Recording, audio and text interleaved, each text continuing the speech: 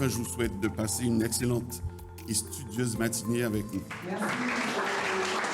On a été contacté par le CERC pour ce séminaire technique sur la construction au bois aux Antilles-Guyane. Je trouve que vraiment il y a beaucoup de monde, il y a même des élus, tout ça, donc je trouve que c'est vraiment une belle dynamique.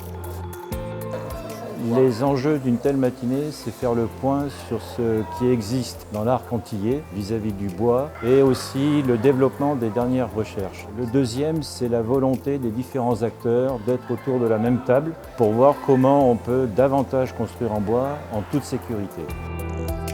En tant qu'architecte, le bois est un matériau, on va dire, noble, avec lequel nous aimons travailler, ça c'est la première des choses. Et deuxièmement, j'ai apporté, on va dire, à ce colloque un bref historique qui a permis, on va dire, de retracer l'histoire du bois dans l'architecture vernaculaire.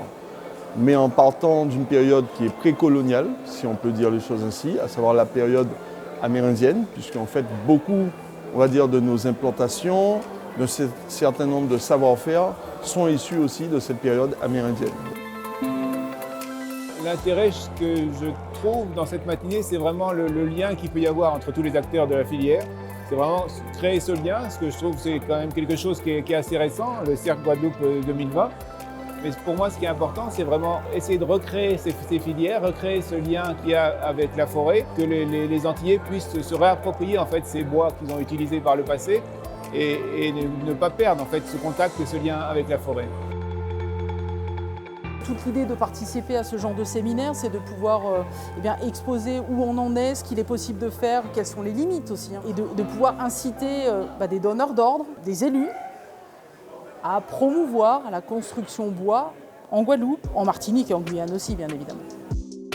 C'est enrichissant pour moi, je ne suis pas professionnelle, c'est vrai, mais ayant fait le rapport et connaissant justement les différentes recommandations que nous avons proposées, eh bien aujourd'hui, grâce aux apports des uns et des autres, je peux continuer dans ma réflexion. Et pour l'évaluation des politiques publiques, parce que c'est aussi le rôle du Sénat, eh bien je vais travailler en fonction de ce qui m'a été donné aujourd'hui comme information avec la délégation des Outre-mer. Je ne saurais pas reformuler l'intégralité de ce qui a été dit, mais je saurais toutefois faire une synthèse parce que j'ai bien compris quels étaient les enjeux, les besoins et aussi comment impulser une nouvelle dynamique dans ces différentes problématiques dans l'intérêt de nos territoires respectifs.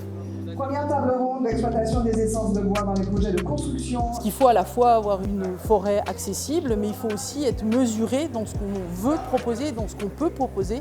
Exploiter la forêt, ça ne veut pas dire la raser.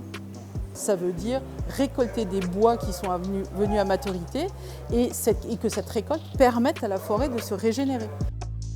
L'adaptation aux normes n'est pas uniquement au niveau de la construction, mais aussi au niveau de l'urbanisme. Comment, à un moment donné, redoter nos centres-bourgs, on va dire, de vie? Comment faire réhabiter la ville? Mais pour ce faire, il faut qu'on ait des systèmes pour que la ville soit ventilée, qu'elle soit traversante, qu'elle soit poreuse. Comment limiter les risques d'incendie en ville? Nous, architectes et urbanistes, nous avons toute une série de propositions à ce sujet, de façon à ce qu'on ait des réglementations endogènes. L'étape suivante, c'est de structurer davantage, d'utiliser les technologies récentes de conception autour du BIM. Vous dessinez un bâtiment et puis après vous le concevez.